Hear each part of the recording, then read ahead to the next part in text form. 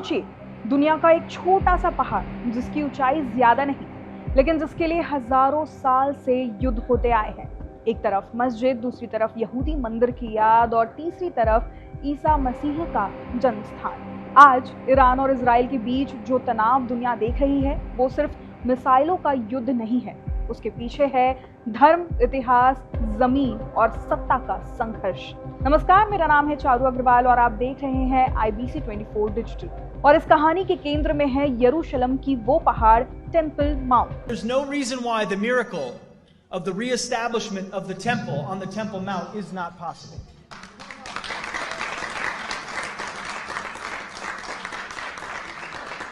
I don't know how it would happen. You don't know how it would happen, but I know that it could happen. यरूशलेम दुनिया के सबसे संवेदनशील शहरों में गिना जाता है क्योंकि ये 3 बड़े धर्मों की आस्था का केंद्र है, यहूदी, ईसाई और मुसलमान। यहूदियों के लिए ये उनके प्राचीन मंदिरों की जगह है, ईसाइयों के लिए वही शहर है जहां यीशु मसीह का जीवन और क्रूसिफिकेशन हुआ। मुसलमानों के लिए ये अल अक्सा मस्जिद की वजह से बेहद पवित्र है। इसी वजह से यरूशलेम का हर फैसला, हर राजनीतिक बदलाव पूरे मध्य पूर्व में हलचल पैदा कर देता है। यहूदी इतिहास के अनुसार लगभग 1000 ईसा पूर्व राजा सोलोमन ने यरूशलेम में पहला भव्य मंदिर बनवाया था। इसे सोलोमन का मंदिर कहा जाता है। ये यहूदी धर्म का सबसे पवित्र स्थान माना जाता था। लेकिन 586 ईसा पूर्व बेबीलोनियन साम्राज्य ने यरूशलेम पर हमला किया और इस मंदिर को पूरी तरह नष्ट कर दिया। हजारों यहूदियों को कैद करके बाबिलोन ले जाया गया। यही घटना यहूदी इतिहास में एक बड़ी त्रासदी के रूप में याद की जाती है। कुछ दशकों बाद यहूदियों ने यरूशलेम लौटकर दूसरा मंदिर बनाया। बाद में राजा हेरोद ने इसे और विशाल बना दिया, लेकिन 70 ईस्वी में रोमन साम्राज्य ने विद्रोह को कुचलते हुए इस मंदिर को भी नष्ट कर दिया।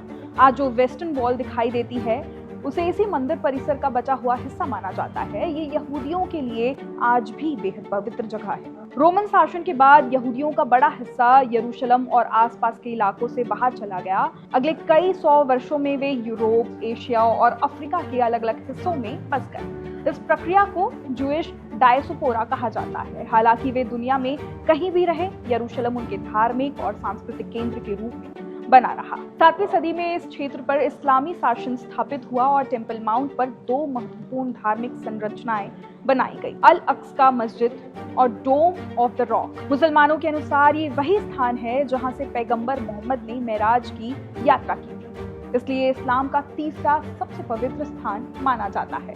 वहीं 19वीं सदी के अंत में यूरोप में यहूदियों के खिलाफ हिंसा और भेदभाव बढ़ने लगा।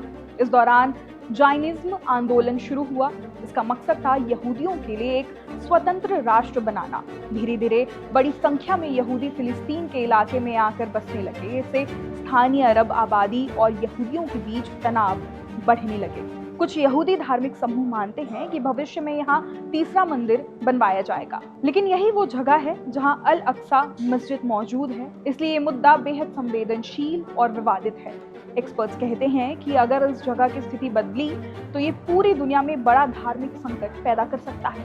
1979 की इस्लामी क्रांति के बाद ईरान ने इजराइल के साथ सभी संबंध खत्म कर दिए और खुद को फिलिस्तीन का समर्थक घोषित कर दिया। तभी से ईरान और इजराइल के बीच टकराव सीधे युद्ध की बजाय अक्सर प्रॉक्सी वॉर के रूप में चलता रहा है, जहां दोनों देश अलग अलग समूहों और सहयोगियों के जरिए एक दूसरे को चुनौती देते रहते हैं। दरअसल इजराइल अपने आप नहीं बना था।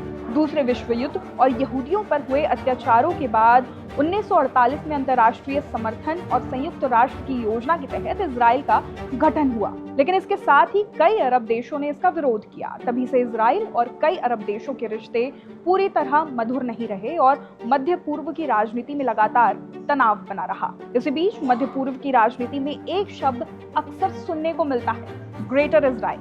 कुछ लोग मानते हैं कि इजराइल सिर्फ अपने मौजूदा इलाके तक सीमित नहीं रहना चाहता, बल्कि आसपास के क्षेत्रों में भी अपना प्रभाव बढ़ाना चाहता है।